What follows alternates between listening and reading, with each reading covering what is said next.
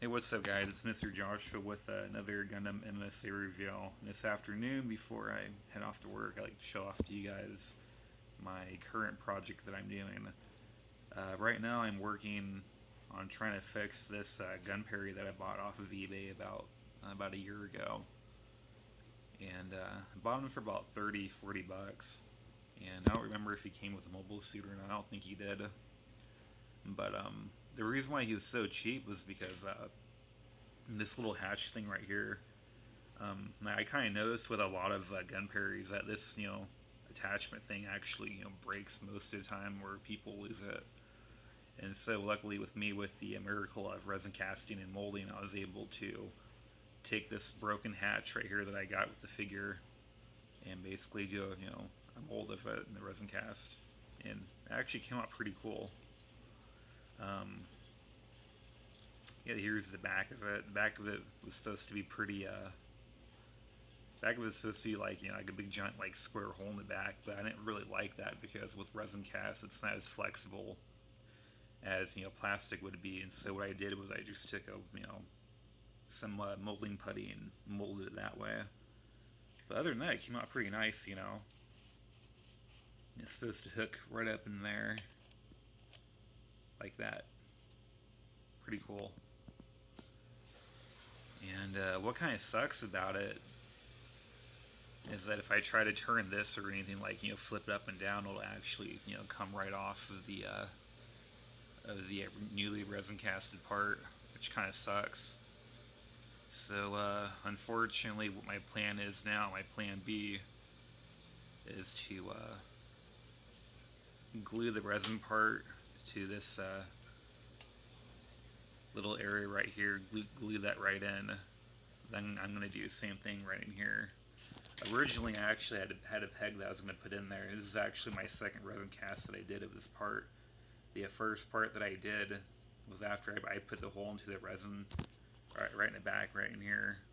I put the hole right like all the way through, but as soon as I did that, the part broke, which kind of sucked because it would have been nice to have a little peg in there and make it go up and down. But it is what it is. I mean, plus the way I see it was, if I glue it like that, it's not like anyone's gonna mess with it anyways. Because most of the time when people, put this up for display, they just have, the wings down like that, and that's what essentially it's gonna look like. But yeah, it was a pretty fun project. It should be done by tomorrow.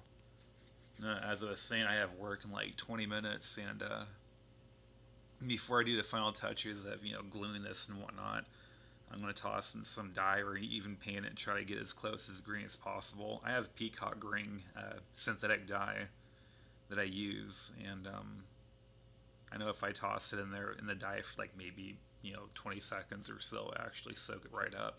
That's a good thing about resin casting, is that the resin cast will actually soak up the dye fairly quick, so you have to be careful with how long you put resin casted parts in there for. And I'm actually thinking about battle scarring this thing too. I'm gonna be posting this dude on eBay pretty soon. He's gonna come with like 5 or 6 custom GMs, so that's pretty cool. And two of the GMs are battle scarred, so now I'm kind of debating right now whether or not I should battle scar it.